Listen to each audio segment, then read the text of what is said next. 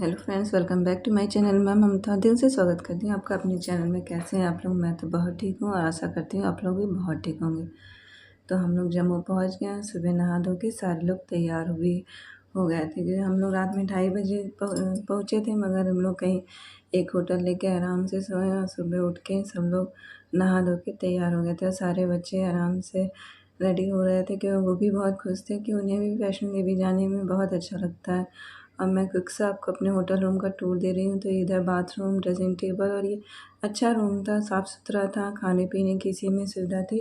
रुद्रानी करके होटल था तो अच्छा रूम था। फिर हम लोग वहाँ से नहा धो के निकल आए थे यहाँ वैष्णो देवी चढ़ाई करने। यहाँ हम लोग लाइन में लग गए थे जहाँ पे हम लोग को पर्ची मिली थी। बहुत अच्छा बन गया है यहाँ पे। 12 साल बाद तो बिल्कुल भी चेंज हो गया है, इतना साफ़ सुथरा।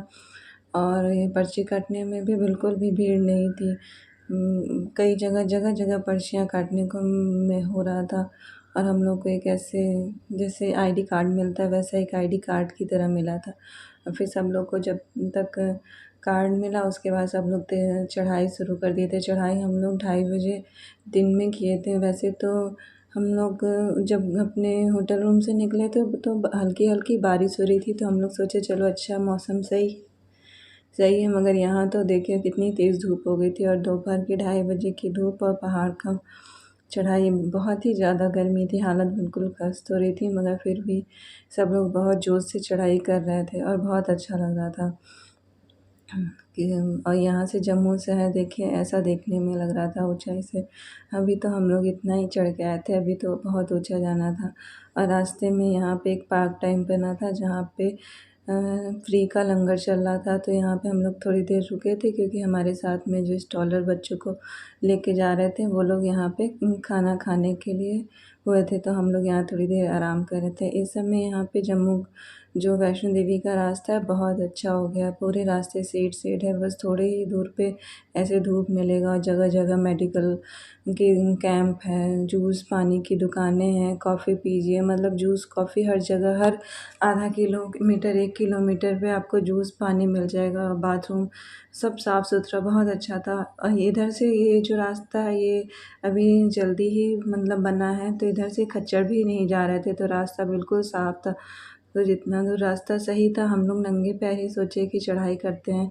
उसके बाद तो वैसे जो खच्चर वाला रास्ता उस पे तो डर भी बहुत लगता है क्योंकि खच्चर इधर उधर लात मारते जाते हैं और बहुत भीड़ भी रहती है। और ये रास्ता बिल्कुल साफ़ सुथरा था और देखने में भी चारों तरफ बहुत हरियाली थी, नए पौधे लगे हुए थे। और यहाँ देखिए यहाँ पे रुकना मना था क्योंकि यहाँ कभी भी मतलब लैंडस्लाइडिंग होती है, पत्थर गिरते हैं, इस वजह से यहाँ पे जाली लगी हुई थी। और यहाँ लिखा हुआ था कि आप लोग चलते रहिए, यहाँ रुकिए नहीं।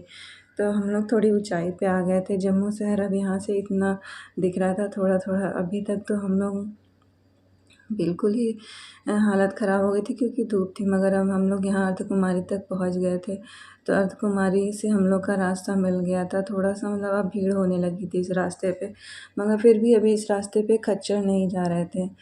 तो जिस रास्ते पे खच्चर और घोड़े नहीं जाते हैं तो अच्छा लगता है क्योंकि वहाँ पे फिर गंदगी नहीं रहती और भीड़ नहीं रहती। और इधर बच्चों को बहुत आराम हो गया है स्टॉलर की वजह से। और देखिए यहाँ से माता का दरबार दिखने लगा था। स्टॉलर में बच्चों को बहुत अच्छा लगता है, उन्हें आराम हो गया है। वैसे तो घोड़े पे बिठा दो तो खुद भी उनके पीछे भागना पड़ता है और वो इधर-उधर लात मारते हैं। और इससे लेके जाने में आराम है। और ये मतलब वहाँ तक ले जाने में मुझे लगता है जगह-जगह चेंज करके 1,000 तो पड़ ही जा रहा है पहुँचाने में बच्चों को। मगर आराम भी है, इससे बच्चे बहुत आसानी से ऊपर तक चले जाते हैं और इन्हें भी मज़ा आता है। क्योंकि छोटे बच्चों को गोदी लेके उतना दूर तक तो चला नहीं जाता। और छोटे बच्चे हो तो फिर भी साल के ये हमारे साथ 1 साल 2 साल 4 साल के बच्चे थे तो उन लोग को बहुत इससे बहुत आराम हो गया था। धूप होने की वजह से और गर्मी होने की वजह से सबकी हालत थोड़ी सी ख़राब हो रही थी क्योंकि अगर मौसम थोड़ा ठीक रहा होता तो चढ़ाई उतनी ज़्यादा तो नहीं है। और जब ज़्यादा लोग रहते हैं तो चढ़ने में बहुत मज़ा आता है। और यहाँ तो वैसे भी एनर्जी जैसे लगता है अपने आप ही आ गई। तो हम लोग दोपहर में चढ़ाई शुरू किए थे। वैसे शाम के टाइम हम लोग बहुत टाइम से पहुँच गए थे, जब तक भीड़ बहुत कम आई थी क्योंकि इस समय बहुत कम लोग चढ़ाई कर रहे थे। और जब तक हम लोग दर्शन किए थे तब तक वहाँ पे भीड़ बहुत कम थी और रास्ते में जगह जगह ऐसे ढोल बज रहे थे। मुझे वैष्णो देवी बहुत अच्छा लगता है क्योंकि यहाँ पे आपको कोई भी पंडित चाहे कुछ भी आपसे मांगते नहीं हैं, उन्हें एक भी रुपए का चढ़ावा नहीं, कोई प्रसाद का पैसा नहीं लगना है। अगर आपके पास कुछ भी नहीं है, आप खाली हाथ भी यहाँ वैष्णो देवी आते हैं, तो आप आराम से खा पी के और अच्छे से दर्शन कर दें। अगर आप कुछ चढ़ाएंगे भी नहीं तब भी आपको प्रसाद तो वहाँ मिल ही जाता है। यहाँ रुके थे हम लोग हिमकोटी, थोड़ी देर के लिए चाय पिए। यहाँ भी देखिए कितना सस्ता था, 45 रुपये में आप भरपेट एक प्लेट राजमा चावल चाहे कढ़ी चावल आप आराम से खा सकते हैं। वैष्णो देवी सबसे अच्छी जगह है, क्योंकि हम कई मंदिर गए हैं, हर जगह आप 400 का प्रसाद लीजिए तो VIP लाइन लगना है तो इतने रुपए का कूपन कटाइए, और यहाँ ऐसा कुछ भी सिस्टम मुझे तो देखने को नहीं मिलता है। मुझे जैसे मैं पिछले साल भी आई थी, पिछली बार जब आई थी आज से 12 साल पहले, तब भी 1 रुपये का अगर आप चढ़ावा न चढ़ाइए तो भी कोई नहीं कहता, बल्कि चढ़ावा चढ़ाने पे वहाँ पे पंडित जी लोग गुस्सा करते हैं। आपको चादर चढ़ानी है, बस चादर चढ़ाइए, आप उस पर पैसा नहीं रख सकते हैं।